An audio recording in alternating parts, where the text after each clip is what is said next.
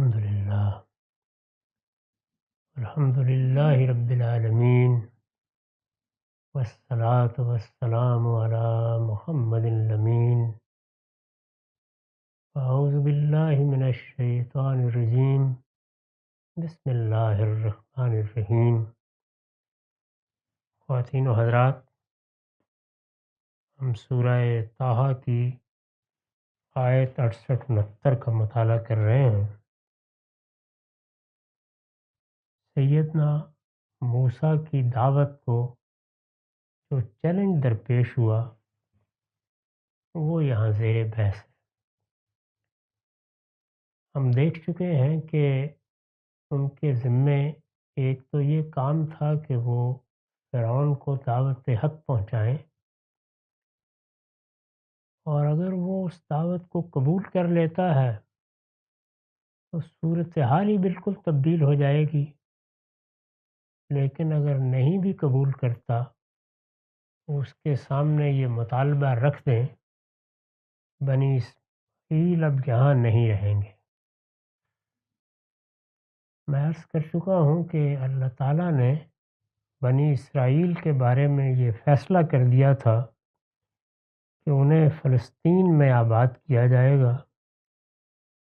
وہاں وہ اللہ تعالیٰ کی توحید کا ایک مرکز بنائیں گے اور اپنی قومی حیثیت سے دنیا والوں پر حق کی شہادت دیں گے۔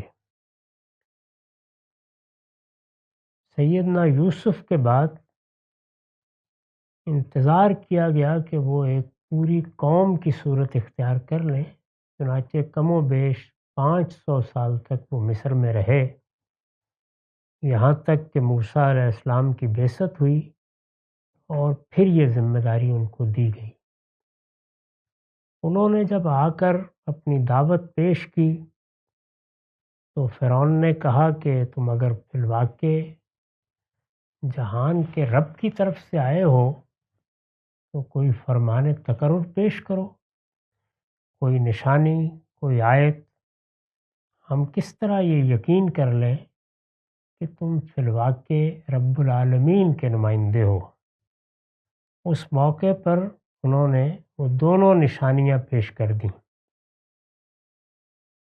چنانچہ فیصلہ ہوا کہ پورے مصر کے جادوگروں کو بلا کر ان نشانیوں کا ابطال کیا جائے، یعنی یہ ثابت کر دیا جائے گا کہ یہ کوئی نبوت نہیں ہے، یہ کوئی معجزات نہیں ہے، یہ کوئی خدائی عمل نہیں ہے، یہ اسی طرح کے ایک فن کا مظاہرہ ہے جیسے جادوگر کیا ہی کرتے ہیں۔ اس کو سامنے رکھ کر سیدنا موسیٰ علیہ السلام نے تجویز پیش کی کہ اچھی بات ہے، پھر کوئی میلے کا دن منتخب کر لیا جائے۔ لوگ اس طرح کے موقعوں پر جمع ہوتے ہیں، پہلے سے بھی انتظار ہوتا ہے کہ فلاں دن آئے گا، بڑی تقریبات ہوں گی۔ اس زمانے کے لحاظ سے لوگ دیہات سے بھی آ جاتے تھے، گرد و پیش کے علاقوں سے بھی آ جاتے تھے، اور جو کچھ ہوتا تھا اس کو گویا علی رؤوس الاشہاد لوگوں کے لیے ایک مظاہرے کی صورت مل جاتی تھی۔ یہی کیا گیا۔ چنانچہ ہم نے دیکھا کہ اس موقع پر موسیٰ علیہ السلام کے سامنے جادوگروں نے اپنے فن کا مظاہرہ کیا۔ اس میں بات یہاں تک پہنچ گئی تھی کہ جیسے ہی انہوں نے اپنی رسیاں پھینکیں اور وہ ایسے ہی دوڑتی ہوئی دکھائی دیں جیسے سانپ دوڑتے ہیں۔ فَأَوْجَسَ فِي نَفْسِهِ خِیفَةً موسیٰ، اس پر موسیٰ اپنے دل ہی دل میں کچھ ڈرا۔ یہ ظاہر ہے کہ ایک وقتی ہراس کی نوعیت تھی۔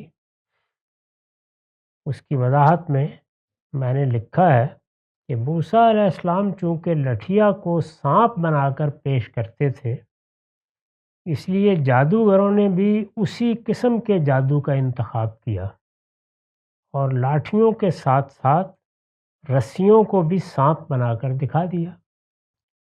لیکن قرآن نے یخیل علیہ کے الفاظ سے واضح کر دیا ہے کہ جادو سے کسی چیز کی حقیقت و ماہیت نہیں بدلتی، وہ محض نگاہ اور قوت متخیلہ کو متاثر کرتا ہے، جس سے انسان وہی کچھ دیکھنے لگتا ہے جو جادوگر دکھانا چاہتا ہے۔ اس وقت دنیا میں سائنس کا علم بہت ترقی کر چکا ہے۔ سائنس کے علم کی ترقی میں بڑا کردار ان قوانین نے ادا کیا ہے جو مادے کے اندر اتر کر دریافت کر لیے گئے ہیں۔ یہ قوانین جب دریافت ہو گئے ہیں تو پھر مادے میں چھپے ہوئے اسرار بھی سامنے آ گئے ہیں۔ ہم ان کے مظاہر اب نئی ایجادات کی صورت میں دیکھتے ہیں جو بڑی حیرت انگیز ہے۔ اس وقت چونکہ ہم ان سے مانوس ہو چکے ہیں تو اس لیے کوئی خاص تعجب نہیں ہوتا، لیکن اگر 200 سال پہلے کے کسی شخص کو اٹھا دیجئے اور اس کے سامنے ان کا مظاہرہ کر دیں تو یہ بڑے معجزات ہیں۔ وہ حیران رہ جائے گا کہ یہ کیا ہو رہا ہے اور یہ سب کیسے ممکن ہے۔ نہ درمیان میں کوئی تارے ہیں، نہ کوئی رابطے ہیں، نہ کوئی تعلقات ہیں، آوازیں پہنچ رہی ہیں، تصویریں دیکھی جا رہی ہیں۔ ہزاروں میل کے فاصلے سے لوگ ایک دوسرے کی ایک ایک حرکت کا مشاہدہ کر سکتے ہیں، گویا لوگوں کی شبیہ کو زندہ شبیہ کی صورت میں جب چاہیں آپ چشم زدن میں اٹھا کر لے آتے ہیں۔ اسی طرح کے اور بے شمار پہلو ہیں۔ میں بے حیرت ہوں کہ دنیا کیا سے کیا ہو جائے گی۔ اس زمانے میں مادے کے قوانین کی طرف تو لوگوں کی زیادہ توجہ نہیں تھی، لیکن نفس کے قوانین بڑی حد تک دریافت ہو چکے تھے۔ تو نفس کے قوانین میں ایک علم جادو بھی ہے جو اس سے پیدا ہوا۔ یہ معلوم ہے کہ وہ دور رہا ہے دنیا میں جس میں اس کا بڑا غلغلہ تھا۔ ہر جگہ اس فن کے ماہرین ہوتے تھے، شعبدہ باز بھی، اور بڑی حد تک انسان کی دیکھنے کی یا اس کے سوچنے سمجھنے کی صلاحیت پر اثر انداز ہونے والے جادوگر بھی۔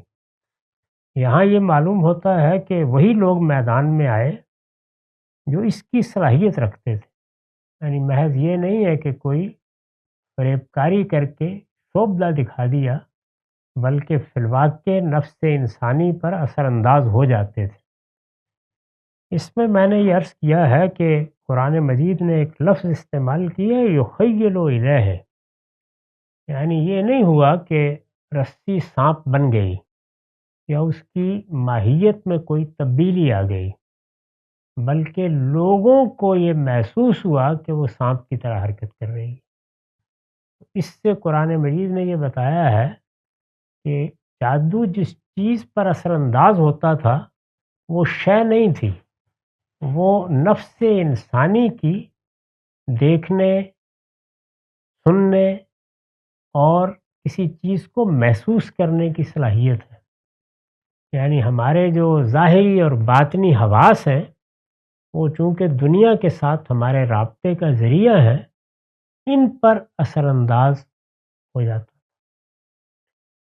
اسی طرح کا ایک علم قرآن مجید نے بتایا ہے کہ جادوگروں کے مقابلے کے لیے اللہ تعالیٰ نے بھی اتارا، وہ بھی ایک نفسی علم ہے۔ سورہ بقرہ میں بیان کیا گیا ہے کہ ہم نے اپنے 2 فرشتوں ہاروت و ماروت کے ذریعے سے وہ علم لوگوں کو سکھایا تھا۔ اس وقت بھی اس کے بعض ماہرین جہاں تہاں مل جاتے ہیں، لیکن قدیم زمانے میں اس کا بھی بہت غلغلہ رہا ہے۔ اس علم کا اگر بہت گہرائی میں جا کے مطالعہ کریں، جس طرح کہ اس کے ماہرین بتاتے بھی ہیں، ان کی تصنیفات میں ہم پڑھتے بھی ہیں، اور اگر ان کی صحبتوں میں بیٹھ کر کچھ سمجھنے کی کوشش کی جائے تو یہ بات سمجھ میں بھی آ جاتی ہے کہ وہ علم اس سے آگے بڑھ کر کسی شے کے آراز پر اثر انداز ہو جاتا ہے۔ یعنی جو صفات کسی چیز میں ہوتی ہیں، جیسے ایک چیز یہاں ہے تو یہ اس کا ظرف ہے، وہ اس کی جگہ کو تبدیل کر دے گا، اس کا رنگ تبدیل کر دے گا، اس کی خوشبو تبدیل کر دے گا۔ اس طرح کی چیزیں نفسی علم کے ذریعے سے کرنی ممکن ہو جاتی ہیں۔ چنانچہ اسی کے ایک بڑے ماہر کے بارے میں قرآن نے بیان کیا ہے کہ وہ سیدنا سلیمان کے دربار میں تھا، اس نے جنات کے مقابلے میں بھی اپنے علم کی برتری ثابت کی۔ جنات میں سے ایک عفریت نے کہا کہ میں 1500 کم و بیش میل کا فاصلہ ہے قوم سبا کا، میں وہاں سے اس کا تخت اٹھا لاؤں گا، اتنا ہی وقت لگے گا جتنے میں آپ کا دربار دوپہر کے بعد برخاست ہو جاتا ہے۔ لیکن اس شخص نے یہ کہا کہ میں اس کو چشم زدن میں لا دیتا ہوں۔ اس وقت بھی ہم انسانوں کی زندہ شبیہ چشم زدن میں منتقل کر لیتے ہیں۔ تو اسی نوعیت کا ایک علم اس کے پاس بھی تھا۔ قرآن نے اس کی وضاحت اس طرح کی ہے کہ قال الذی عندہ علم من الکتاب، اس شخص نے کہا جس کے پاس اللہ کے قانون کا ایک علم تھا۔ تو یہ قوانین ہیں، مادے میں جو قوانین ہیں ان کو دریافت کر لیا جائے تو وہ ایجادات پیدا ہو جاتی ہیں جو اس وقت ہم دیکھتے ہیں، اور نفس میں جو قوانین ہیں ان کو دریافت کر لیا جائے تو چیزوں کے آراز پر وہ اثر انداز ہو جاتے ہیں، ان سے بھی اسی طرح کے کرشمے دکھائے جاتے ہیں اور دکھائے جا سکتے ہیں۔ معجزہ اس سے آگے کی چیز ہوتی ہے، اس میں شے اپنے جوہر میں اپنی حقیقت میں تبدیل ہو جاتی ہے۔ یعنی اللہ تعالیٰ نے اگر سانپ کو بنایا ہے تو ظاہر ہے کہ وہ بھی ایک مادی وجود ہے، اور مادے میں جو عناصر ہیں انہی کی ترتیب سے بن گیا ہے۔ اب تو ہم بہت سی چیزوں کے بارے میں یہ بھی جانتے ہیں کہ وہ کیا ترتیب ہوتی ہے جس سے ان میں یہ صفات پیدا ہو جاتی ہیں یا اس نوعیت کی کوئی چیز وجود پذیر ہو جاتی ہے، تو وہاں انہی کو ابتدا سے تبدیل کر دیا جاتا ہے۔ تو اس لحاظ سے وہ آخری درجے کی حقیقت ہوتی ہے۔ نفسی علوم میں آراز تبدیل ہو جاتے ہیں، اور جادو میں جس کو قرآن نے کہا ہے یخیل الیہ، یعنی ہمارے حواس پر وہ اس طرح اثر انداز ہو جاتا ہے کہ جیسے جادوگر چاہتا ہے ہم اس چیز کو ویسے ہی دیکھنے لگ جاتے ہیں، درا حالانکہ نہ اس کے آراز میں کوئی تبدیلی ہوتی ہے اور نہ اس کی حقیقت میں کوئی تبدیلی ہوتی ہے، وہ رسیاں ویسے ہی رسیاں ہی ہوتی ہیں۔ تو یہ صورتحال ہے جس کا ایک اجمالی سا ذکر میں نے اس موقع پر کر دیا تاکہ ان تینوں چیزوں کو الگ الگ سمجھا جا سکے۔ چنانچہ اگر جادوگر کے مقابلے میں نفسی علم کا کوئی ماہر آئے گا تو وہ اس کو سمجھ لے گا، واضح ہو جائے گا اس پر کہ یہ میرے علم سے برتر چیز ہے، یہ وہ نہیں ہے جس کا میں کرشمہ دکھایا کرتا ہوں۔ اور اگر معجزہ سامنے آ جائے تو پھر تو کوئی تردد باقی ہی نہیں رہتا۔ تو اس وجہ سے جو آخری فیصلہ ہوتا ہے وہ در حقیقت کسی علم کے ماہرین کا ہوتا ہے۔ یعنی اس وقت بھی اگر کوئی آدمی اس طرح کا معاملہ آ کے کرے گا تو سائنسدانوں ہی کو توجہ دلائی جائے گی کہ وہ آ جائیں اور اس کا جائزہ لے لیں، اور وہی بتا دیں گے کہ یہ اب ہمارے علم سے بالاتر چیز ہے یا ہمارے ہی علم کو کسی دوسرے طریقے سے استعمال کر لیا گیا ہے، وہ بالکل واضح ہو جاتا ہے۔ اور یہی چیز معجزے کو معجزے کی حیثیت سے قبول کرنے یا رد کرنے کا ذریعہ بن جاتی ہے۔ اسی نوعیت کا امتحان برپا کیا گیا تھا۔ تو انہوں نے جب اس کا مظاہرہ کیا تو ایسے ہی لگا کہ جیسے رسیاں دوڑ رہی ہیں، وہ سانپ بن گئی ہیں۔ تو میں نے عرض کیا تھا کہ اس موقع کے اوپر سیدنا موسیٰ کو خطاب کر کے یہ کہا گیا کہ قلنا لا تخف انک انت الاعلی، ہم نے کہا ڈرو نہیں، یقیناً تم ہی غالب رہو گے، اور اس کے ساتھ ہدایت کی کہ وَأَلْقِ مَا فِي يَمِينِكَ تَلْقَفُ مَا صَنَعُوا، اور اس کو جو تمہارے ہاتھ میں ہے زمین پر ڈال دو، انہوں نے جو کچھ بنایا ہے یہ ابھی اس کو نگل جائے گا۔ نگل جائے گا یعنی یہ سارا جادو باطل ہو جائے گا، نہ آنکھوں پر وہ اثرات باقی رہیں گے، نہ لوگ اس کو اس طریقے سے دیکھیں گے، وہ جو چلتی ہوئی رسیاں ہیں وہ ساکن ہو جائیں گی اور رسیوں ہی کی صورت میں نظر آئیں گی، اور یہ اژدہا ہے، اس میں تو حقیقت تبدیل ہو گئی ہے، اور جب حقیقت تبدیل ہو گئی ہے تو اس کے سامنے کوئی بھی ٹھہر نہیں سکے گا۔ یہ فرمایا گیا، اور اس کے بعد کہا کہ انما صنعوا کید و ساحر، یہ کوئی حقیقی تبدیلی نہیں ہے، یعنی ایسا نہیں ہے کہ فی الواقع خرق عادت ہو گیا ہے یا اشیاء کی ماہیت میں کوئی تبدیلی ہو گئی ہے۔ انہو صنعوا کید و ساحر، اس لیے کہ جو کچھ انہوں نے بنایا ہے یہ محض جادوگر کا فریب ہے۔ صنعوا کید و ساحر ولا یفلح الساحر حیث اتی، اور جادوگر جہاں سے بھی آئے حق کے مقابل میں وہ کبھی کامیاب نہیں ہوتا، یعنی جادوگر حق کے مقابل میں نہیں ٹھہرتا، کوئی باطل اس کے مقابلے میں آئے گا تو وہاں کون بڑا جادوگر ہے یہ فیصلہ ہو جائے گا۔ تو فرعون کا خیال یہ تھا کہ یہ بھی اسی طرح کے لوگ ہیں، کوئی فن سیکھ کے آ گئے ہیں، میں نے جب اس کے ماہرین کو بلا لیا ہے تو ان کی حقیقت بالکل واضح ہو جائے گی۔ اس کے بارے میں نے وضاحت کی تھی کہ سیدنا موسیٰ علیہ السلام کو جو ایک خوف سا محسوس ہوا تو یہ محض وقتی ہراس تھا، اور ہر انسان جب کسی چیز کو اس طرح دیکھتا ہے تو پریشانی ہوتی ہے۔ یہ ایک وقتی ہراس تھا جو اس طرح کی صورتحال میں فطری طور پر پیدا ہو جاتا ہے۔ حضرت موسیٰ غالباً توقع نہیں کر رہے تھے کہ جادوگر کوئی ایسی چیز پیش کر دیں گے جو اسی طرح کی ہوگی جیسے وہ پیش کر رہے ہیں، تو اس سے انہیں اندیشہ سا ہوا، اس لیے کہ انسان تو انسان ہی ہے، وہ ان ساری چیزوں کی حقیقت کو اس طرح نہیں سمجھتا۔ لیکن اللہ تعالیٰ نے حق کو واضح کر دیا۔ تو یہ جو فرمایا کہ حق کے مقابل میں وہ کبھی کامیاب نہیں ہوتا، اس کی وضاحت میں نے اس طرح کی ہے، اس لیے کہ حق کے سامنے آتے ہی ہر شخص پر واضح ہو جاتا ہے کہ جادو کیا ہے اور معجزہ کیا چیز ہوتی ہے۔ اسی مقصد سے اس فرق پر بھی میں نے ابھی گفتگو کی کہ جادو میں انسان کے حواس پر جادوگر اثر انداز ہوتا ہے، گویا ایک نفسیاتی اثر ہے جس میں جس طرح وہ چاہتا ہے چیزیں اس طرح نظر آنے لگ جاتی ہیں، یعنی وہ آپ کو بظاہر ایسے دکھائے گا جیسے ایک درخت اگایا ہے، اس پر پھل آ گیا ہے، لیکن یہ کہ وہ حواس ہی پر ایک خاص طرح کا اثر ہوتا ہے جس میں آدمی یہ محسوس کرنے لگ جاتا ہے کہ یہ غالباً وہی چیز ہے۔ اگر آپ اس کو ہاتھ لگائیں یا اس کے قریب چلے جائیں تو واضح ہو جائے گا کہ کوئی تبدیلی اس کے اندر نہیں ہوئی ہے۔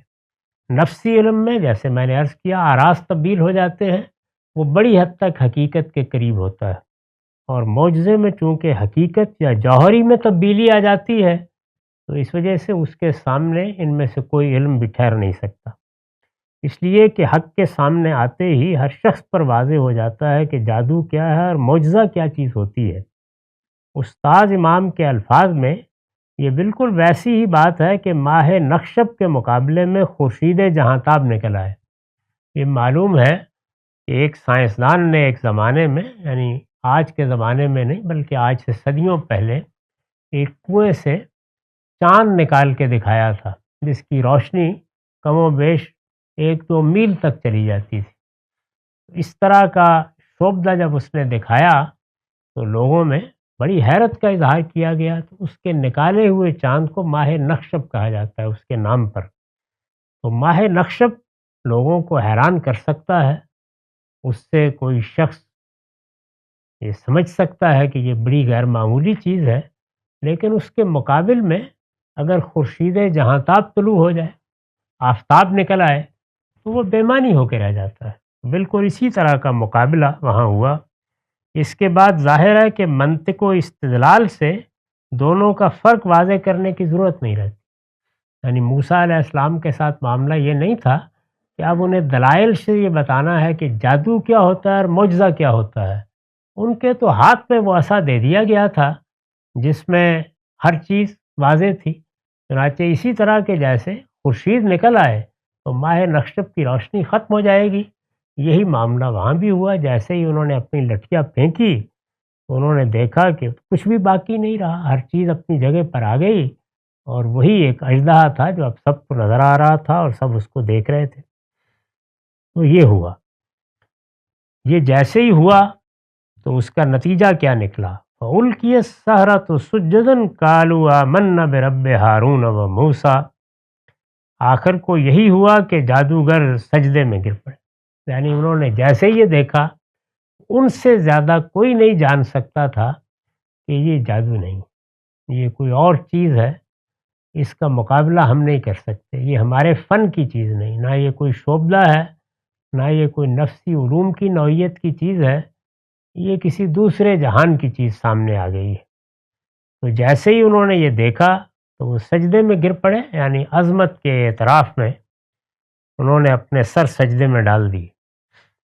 میں نے وضاحت کی ہے، یعنی جب عصا پھینکا گیا اور اس نے سانپ کی طرح لہراتی ہوئی ہر رسی اور ہر لاٹھی کو اسی طرح رسی اور لاٹھی بنا دیا جس طرح کہ وہ حقیقت میں تھی، اور سارا طلسم نابود ہو گیا، تو جادوگر سجدے میں گر پڑے۔ یعنی ان کے فن کا آخری کمال وہی تھا جو وہ دکھا سکتے تھے۔ انہوں نے جیسے ہی یہ اندازہ کر لیا کہ یہ ہمارے فن سے کوئی بالاتر چیز ہے، تو انہیں یقین ہو گیا کہ موسیٰ علیہ السلام کسی اور جہان سے آئے۔ سارا طلسم نابود ہو گیا تو جادوگر سجدے میں گر پڑے۔ آیت میں اس کے لیے الکیا کا لفظ استعمال ہوا ہے جو مجہول کا صیغہ ہے۔ یہ جادوگروں کے جذبہ تعظیم و اکرام کی تعبیر کے لیے آیا ہے، یعنی گویا بے اختیار سجدے میں گر پڑے، یعنی ان کو سمجھنے میں کوئی ایک لمحے کا توقف بھی نہیں کرنا پڑا۔ اس کے سامنے آتے ہی ان پر واضح ہو گیا کہ یہاں معاملے کی نوعیت بالکل دوسری ہے۔ سحر و ساحری اور اس طرح کے دوسرے علوم کو ان کے ماہرین ہی بہتر سمجھتے ہیں، یعنی میں آپ تو کسی فن کے اگر ماہر نہیں ہیں تو اس کی حقیقت کو نہیں جان سکتے، لیکن کوئی شخص اس فن کا آخری درجے کا ماہر ہے تو وہ جانتا ہے کہ میرا فن کیا ہے، میرے حدود کیا ہیں، میں کیا کر سکتا ہوں۔ چنانچہ ان میں اور معجزے میں فرق کے لیے یہ نہایت واضح معیار ہے کہ علوم و فنون کے ماہرین بھی اس کے سامنے اعتراف عجز پر مجبور ہو جاتے ہیں۔ یعنی ایسا نہیں ہوتا کہ پیغمبر کہیں سے نکل کے آتا ہے اور وہ کوئی معجزہ دکھاتا ہے، اسی طرح کا کوئی معاملہ ہوتا ہے جیسے جادوگر یا سائنسدان کوئی معجزہ دکھا دے، اس کی نوعیت ہی بالکل الگ ہوتی ہے۔ اس وقت کے جتنے ماہرین ہیں یا اس علم کو جاننے والے ہیں، وہ اگر سامنے موجود ہو تو وہ اعتراف پر مجبور ہو جاتے ہیں۔ تو اس اعتراف عجز کو قرآن مجید نے اس طرح بیان کیا کہ فَأُلْقِيَ السَّحَرَةُ سُجَّدًا، وہ سجدے میں گر پڑے اور انہوں نے بے اختیار کہا آمنا برب ہارون و موسیٰ، ہم موسیٰ اور ہارون کے رب پر ایمان لیں۔ یعنی یہ معلوم ہوتا ہے کہ چشم زدن میں حقیقت بالکل آخری درجے میں ان پر واضح ہو گئی اور انہوں نے اپنے ایمان کا اعلان کر دیا۔ ایمان کا یہ اعلان ہمارے آپ کے زمانے میں نہیں ہوا، یہ فرعون کے سامنے ہوا ہے، اور فرعون تو اپنی خدائی کا دعویٰ کیے بیٹھا تھا۔ میں عرض کر چکا ہوں کہ یہ خدائی کا دعویٰ کیا تھا، یہ وہی تھا جو اس زمانے کے گاڈ کنگز کرتے تھے، یعنی بادشاہوں کو اس طرح پیش کیا جاتا تھا کہ وہ فلاں اور فلاں دیوتا کے اوتار ہیں، ان کو گویا ان کی طرف سے مقرر کیا گیا ہے اور اسی دیوتا کی حقیقت کی تجسیم بادشاہ کی صورت میں ہو گئی ہے۔ اس معنی میں وہ اپنے آپ کو رب اعلیٰ یا معبود اعلیٰ کہتا بھی تھا، اور اس کی قوم کے لوگ اس کی پرستش بھی کرتے تھے۔ اس کا یہ مطلب نہیں تھا کہ وہ زمین و آسمان کا اپنے آپ کو خالق کہتا تھا، اس حیثیت سے بادشاہ پیش کرتے رہے ہیں۔ تو یہ ہوا، یہ فرعون کی خدائی کو بالکل براہ راست چیلنج تھا۔ چنانچہ میں نے لکھا ہے کہ یہ فرعون کی خدائی اور بادشاہی دونوں کا صاف انکار تھا، اس لیے کہ بادشاہی تو اس خدائی پر کھڑی تھی، تو خدائی کا بھی انکار کر دیا انہوں نے اور بادشاہی کا بھی انکار کر دیا، جسے ظاہر ہے کہ وہ آسانی کے ساتھ برداشت نہیں کر سکتا تھا۔ یعنی اس کے لیے تو پھر آخری درجے کی حق پرستی ضروری تھی کہ وہ بھی اعتراف کر لیتا اور یہ کہتا کہ یہ سب طلسم تھا جو ہم نے بنا رکھا تھا۔ ایک طلسم وہ ہے جو جادوگروں نے دکھایا، اور جب اس کی بے مائگی واضح ہو گئی تو انہوں نے اعتراف کر لیا۔ ایک طلسم وہ ہے جو بادشاہوں نے بنا رکھا تھا، یا اس زمانے کے مذہبی پیشواؤں نے بنا رکھا تھا وہ بھی باطل ہو گیا، سمجھ میں آ گیا کہ کیا چیز ہے، لیکن اعتراف اتنا آسان نہیں ہوتا۔ چنانچہ جب اس کی خدائی اور بادشاہی دونوں کا انکار کر دیا گیا تو وہ بول اٹھا، قال آمنتم لہ قبل ان آذن لکم۔ اس پر فرعون نے کہا تم نے میری اجازت کے بغیر ہی اس کی تصدیق کر دی ہے۔ یعنی یہاں سے اس نے بات شروع کی کہ اگر کوئی حق بھی واضح ہوا تھا تو بادشاہی میری، خدائی میری، پہلے میرے ساتھ تو بات کرنی چاہیے تھی، تم نے تو انتظار ہی نہیں کیا۔ یعنی خود ہی اعتراف کر لیا، سجدے میں پڑ گئے، اعلان کر دیا کہ ہم موسیٰ و ہارون کے پروردگار پر ایمان لے آئے ہیں۔ تو اس نے اس کے بعد ایک ایسی سیاسی بات نکالی کہ اس کی داد دینا پڑتی ہے۔ اس نے کہا کہ انہو لکبیرکم الذی علمکم السحر، یہ موسیٰ نے جو کچھ دکھایا ہے یہ جادوئی ہے، یقیناً وہی تمہارا گرو ہے۔ یعنی صاف معلوم ہو گیا ہے کہ تم لوگوں نے مل کر کوئی سازش کی تھی، یہ تم لوگوں کا گرو ہے، جیسے کہ عام طور پر اس طرح کے ماہرین فن کے ہوا کرتے ہیں۔ اس نے تمہیں جادو سکھایا ہے، تم لوگ یہ طے کر کے آئے تھے کہ پہلے وہ اپنے جادو کو پیش کرے گا اور پھر تم آ کے مقابلے میں کھڑے ہوگے، شکست ہو جائے گی اور اس طریقے سے تم لوگ اپنے گرو کے ساتھ ہم پر غلبہ پالو۔ تو یہ اس نے گویا سیاسی چال چلی اور پوری صورتحال کو اپنی طرف سے الٹ دینا چاہا۔ یہ تمہارا گرو ہے جس نے تمہیں جادو سکھایا ہے، چنانچہ میں اب اس جرم پر تمہیں معاف نہیں کروں گا۔ فَلَأُقَطِّعَنَّ أَيْدِيَكُمْ وَأَرْجُلَكُمْ مِنْ خِلَافٍ وَلَأُصَلِّبَنَّكُمْ فِي جُذُوعِ النَّخْلِ وَلَتَعْلَمُنَّ أَيُّنَا أَشَدُّ عَذَابًا وَأَبْقَىٰ۔ اچھا، تو اب میں تمہارے ہاتھ اور پاؤں بے ترتیب کٹواؤں گا اور تمہیں سب کے سامنے ضرور کھجور کے تنوں پر سولی دوں گا، تمہیں خوب پتہ چل جائے گا کہ ہم دونوں میں سے کس کی سزا زیادہ سخت اور زیادہ دیر تک رہنے والی۔ یعنی یہ تمہارا گرو ہے اور گرو بھی اپنے چیلوں کو سزائیں دیتے ہیں۔ تو اس نے کہا کہ تم نے شاید اس کی کسی سزا سے ڈر کے یہ سازش اس کے ساتھ کر لی ہے، اب پتہ چلے گا کہ کون زیادہ سخت سزا دینے والا ہے۔ تو سزا کا اعلان بھی کر دیا۔ کس کی سزا زیادہ سخت اور زیادہ دیر تک رہنے والی ہے میں نے وضاحت کیا، یعنی میری یا تمہارے گرو موسیٰ کی۔ اب یہ فیصلہ ہوگا۔ یہ اس سزا کی طرف اشارہ ہے جو نفسی علوم کے ماہرین اپنے شاگردوں کی نافرمانی پر انہیں دیتے ہیں۔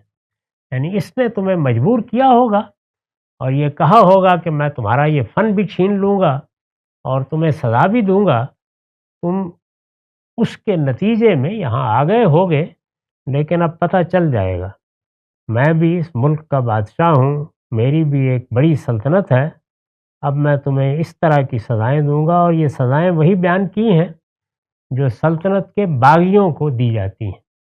ہمارے ہاں دین میں بھی بغاوت کے لیے، دہشت گردی کے لیے اور اس طرح کے غیر معمولی جرائم جو معاشرے میں نیوسنس پیدا کر دیتے ہیں، یہی سزائیں سورہ مائدہ میں بیان ہوئیں۔ اس طرح کے لوگ بالعموم یہ سمجھتے ہیں کہ اگر انہوں نے گرو کی مرضی کے خلاف کچھ کیا تو اپنے جادو کے زور سے وہ انہیں کسی بڑی آفت میں مبتلا کر دے گا۔ اوپر جادوگروں کے جس اعتراف حق کا بیان ہے اس سے مجمع پر جو اثر پڑا اور فرعون اس کے درباری جس طرح رسوا ہو کر رہ گئے، اس کی خفت مٹانے اور بگڑے ہوئے حالات کو سنبھالنے کے لیے یہ فرعون نے فوراً ان پر سازش کا الزام رکھ کر سزا سنا دی ہے کہ سب تمہاری اور تمہارے گرو موسیٰ کی ملی بھگت ہے۔ اس نے ڈرا دھمکا کر، یعنی موسیٰ نے ڈرا دھمکا کر تمہیں اپنے ساتھ ملا لیا ہے اور اب تم لوگ ہمارے خلاف بغاوت کرنا چاہتے ہو۔ تم نے یہ سب اسی لیے کیا ہے کہ کھلے میدان میں اپنے گرو کے سامنے شکست مان لو گے تو اس کی دھاک عام لوگوں پر بیٹھ جائے گی اور ہماری حکومت کے خلاف تمہاری سازش کامیاب ہو جائے گی۔ یہی وجہ ہے کہ تم نے میری اجازت کا انتظار بھی نہیں کیا اور موسیٰ پر ایمان کا اعلان کر دیا ہے۔ اب میں تمہیں وہی سزا دوں گا جو سلطنت کے باغیوں کو دی جاتی ہے، اور وہ اس سزا سے کہیں زیادہ سخت اور عبرت انگیز ہوگی جس کے خوف سے تم نے فتح و شکست کا یہ ڈرامہ رچایا۔ یہ فرعون نے کہا۔ استاذ امام لکھتے ہیں، ہر چند یہ بات بالکل بے تکی تھی۔ فرعون خود اپنے ہی منتخب کیے ہوئے میدان میں خود اپنی ہی لائی ہوئی فوج سے ہارا تھا، لیکن اس شکست کا اثر مٹانے کے لیے اس کو کوئی نہ کوئی بات تو آخر بنانی تھی۔ چنانچہ اس نے بنائی، اور داد دینی چاہیے کہ اس نے بڑی سیاسی ذہانت کا ثبوت دیا، اور کیا عجب کہ اس طرح وہ بہتوں کو بیوقوف بنانے میں کامیاب بھی ہو گیا ہو، لیکن حق کو اس قسم کی پرفریب باتوں سے نہیں دبایا جا سکتا۔ یعنی حقیقت واضح ہو گئی، جو لوگ سلیم الطبع تھے انہوں نے جان لیا۔ کوئی شک نہیں ہے کہ فرعون نے اپنے آپ کو بھی فریب دیا، اور ممکن ہے کہ اپنی اس سیاسی چال سے وہ بہت سے دوسرے لوگوں کو بھی فریب دینے میں کامیاب رہا ہو۔ تاہم یہ معاملہ یہاں ختم ہوا۔ اس کے بعد اور حقائق ہیں جو قرآن مجید نے اسی واقعے کی نسبت سے بیان کیے ہیں، ان کا ہم اگلی نشست میں مطالعہ کریں۔ قول و قولی ھذا واستغفر اللہ لی ولکم۔